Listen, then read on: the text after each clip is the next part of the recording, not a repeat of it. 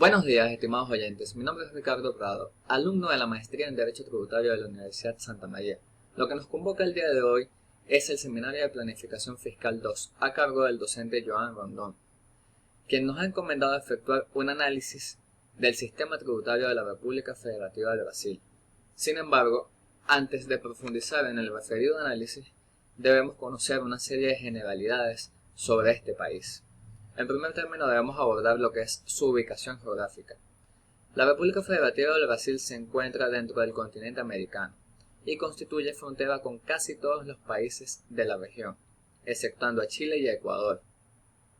En cuanto a su densidad territorial, observamos que es el quinto país más grande del mundo y el más grande de Sudamérica. Y posee la selva amazónica, que es el territorio selvático más grande del universo. En cuanto a su idioma oficial, gracias a la colonización efectuada por los portugueses, se arraigó este idioma en el país y por lo tanto se estableció constitucionalmente como su idioma oficial el portugués. Sin embargo, gracias a la gran cantidad de tribus amazónicas que existen, hay hasta 180 dialectos indígenas que son reconocidos como idiomas dentro del país, de manera cooficial. Igualmente, hay ciertas regiones en las cuales se hablan derivaciones o dialectos propios del alemán y del francés. Ello también a consecuencia de que en la época de la colonia llegaron a Brasil muchos inmigrantes y conquistadores de estos países, quienes con el pasar del tiempo le transmitieron su cultura, sus costumbres y parte de las raíces de su idioma a los indígenas que poblaban el Brasil. La forma de gobierno de Brasil está constituida por, como le indica su nombre, por una república federativa, la cual es democrática, se respeta la libertad de expresión, culto y de acción y pensamiento por parte de sus ciudadanos, siempre y cuando su accionar no vaya en contra del texto constitucional y demás normativas vigentes dentro de la República Federativa de Brasil. Determinado esto, vamos entonces a ahondar un poco en lo que es la división político-territorial de Brasil. Brasil establece una división en tres escalafones. La Unión, que viene a ser lo que es el ámbito nacional, también conocido como Federación, es decir, que cuando estemos desarrollando la presente ponencia podemos utilizar como símiles el término unión o el término federación para referirnos a la instancia nacional.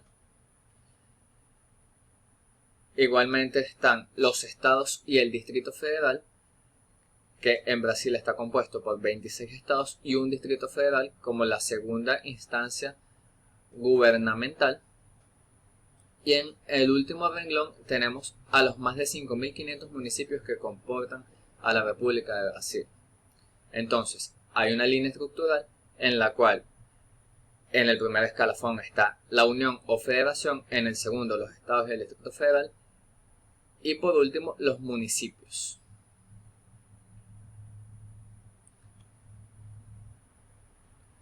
En cuanto a la división de poderes, observamos que este país se guía por la estructura clásica de los poderes, en la cual no divide en 5 como sucede en Venezuela los poderes existentes, sino que lo limita a solo 3 poderes, que son el ejecutivo, el legislativo y el judicial, siendo el poder ejecutivo a nivel de la Unión o de la Federación ejercido por el presidente de la República, quien será electo por el voto popular para un periodo que puede durar 4 años, prorrogable por un periodo más de igualmente 4 años. En el ejercicio de sus funciones estará asistido por ministros que serán designados por él, y en caso de su ausencia, esta vacante será cubierta primeramente por el vicepresidente de la República.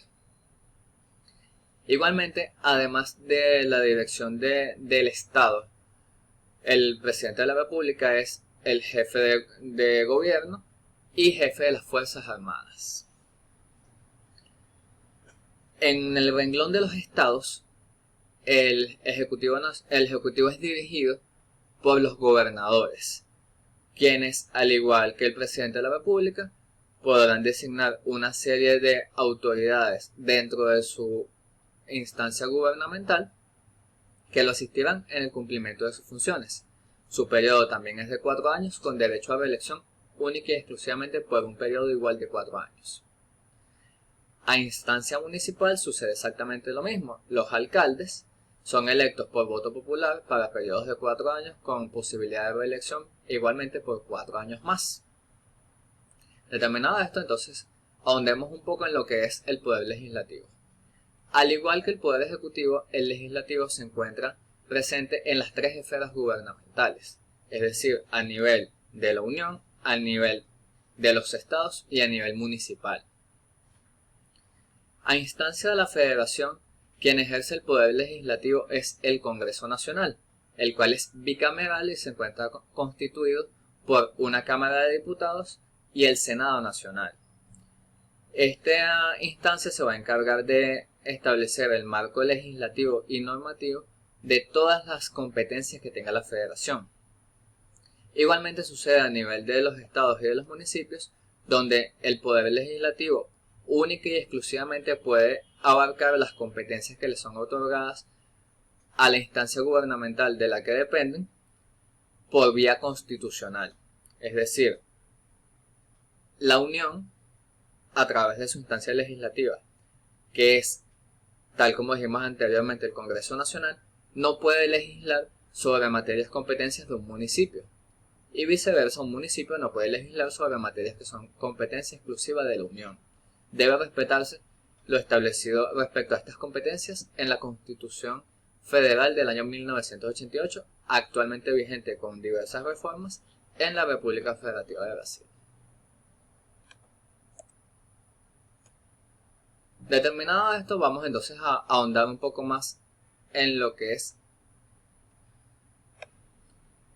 el Poder Judicial.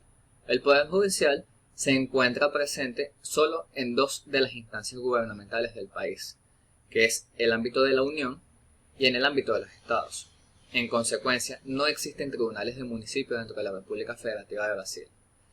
La máxima instancia judicial del país es el Supremo Tribunal Federal, el cual se encuentra compuesto por 11 ministros y es el que conocerá en última instancia de todos los recursos que se presenten en la República Federativa de Brasil o directamente de aquellos recursos que versen sobre la constitucionalidad y legalidad de las normas legislativas dictadas por el Poder Legislativo. Determinados estos elementos, vamos entonces a profundizar en lo que es la jerarquía normativa en Brasil. En primer término, observamos que hay que aplicar lo que es el método doctrinariamente conocido como la pirámide de Kelsen, tal como lo visualizamos en la gráfica. En primera instancia está lo que es la Constitución Federal, a la cual única y exclusivamente se equiparan los tratados internacionales que versen sobre derechos humanos. Es importante hacer esta salvedad, porque existe el criterio de supraconstitucionalidad, es decir, que no debe haber nada encima de la Constitución. Y única y exclusivamente se hace una excepción para equipararlo, no ponerlo por encima, sino equiparar cuando se trate de un tratado internacional que regule lo que son los derechos humanos. Es decir, que si estamos hablando, por ejemplo, en la materia que nos atañe, que es la tributaria, de un tratado internacional para combatir la doble tributación o para combatir prácticas nocivas como la evasión fiscal, no se equipara a la Constitución. Esto va en otro renglón, tal como lo veremos más adelante. Determinado esto, entonces tenemos que en segunda instancia la pirámide de Kelsen de Brasil nos presenta lo que son las leyes.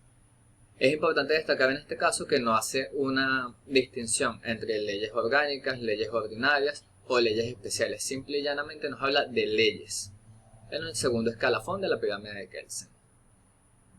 En el tercer escalón tenemos lo que son las medidas provisionales, decretos legislativos, resoluciones legislativas y los tratados internacionales. Aquí es donde entraría entonces el tratado que mencionamos anteriormente, dirigido a combatir prácticas fiscales nocivas o evitar la doble tributación. En el cuarto renglón, todo aquello que son los decretos autónomos. Y por último, en el quinto, lo que son las reglas no legales. Es importante aclarar un punto sobre estas reglas no legales, que es que aunque no son legales, sí se incluyen dentro de la pirámide legislativa. Un poco confuso este punto, pero básicamente en lo que Brasil se conocen como las reglas no legales es lo que en Venezuela conoceríamos como los reglamentos, que son normativas dictadas por instituciones autónomas o de entes públicos que no tienen carácter vinculante respecto a otras instancias legislativas y que, por ejemplo, no pueden contrariar preceptos establecidos en leyes o en la máxima instancia, que es la Constitución Nacional, pero están dirigidas a regular el funcionamiento de una determinada área.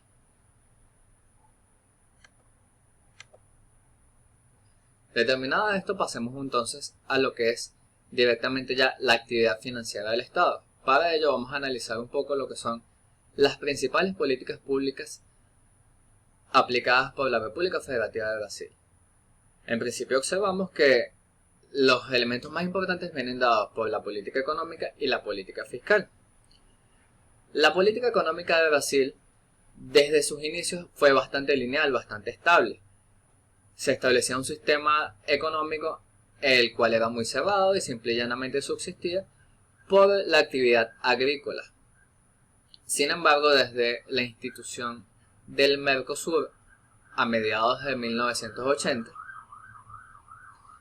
el cual fue un organismo internacional impulsado por principalmente Brasil y Argentina, buscando instituirse en potencias económicas de la región, tal como llegó a suceder gracias a este organismo. Ello ocasionó una apertura comercial y económica tanto dentro como fuera de las fronteras de Brasil. Así, ya las especies agrícolas y las grandes fuerzas naturales que le dio la bondad de Dios y la humanidad a Brasil, como son el oro, la bauxita, el zinc y el petróleo, pudieron no explotarse única y exclusivamente dentro de Brasil, sino trascender fronteras y colocarlo entre las grandes potencias económicas del momento. Situación que incluso se extiende hoy día, porque Brasil actualmente es conocida como la séptima o la octava potencia económica del mundo. Hay disyuntivas sobre esos criterios, pero el Fondo Monetario Internacional y los estudios realizados por ciertas instituciones de renombre en la materia, como el Banco Mundial, lo catalogan como realmente la octava economía del mundo. Aun y cuando no se considera que Brasil sea un país de primer mundo o un país ya desarrollado, sino todavía se les cataloga como un país en vías del desarrollo. Sin embargo, no todo es color de rosa en este ámbito. ¿Por qué?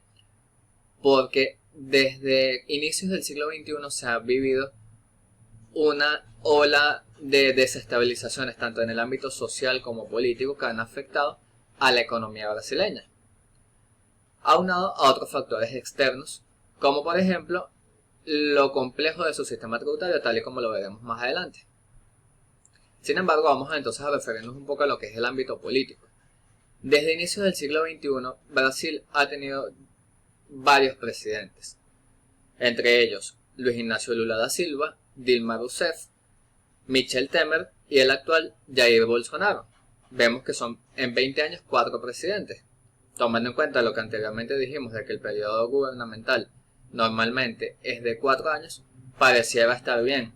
Sin embargo, debemos tomar en cuenta que Lula da Silva se perpetuó una gran cantidad de años en el gobierno, hasta 2 periodos, y ha sido el que más estabilidad ha tenido dentro de estos presidentes, porque los demás han sido sacados del cargo anteriormente, excepto Bolsonaro, que se encuentra gobernando actualmente desde el año 2019, pero ha sido un margen bastante duro, difícil y tedioso la política brasileña.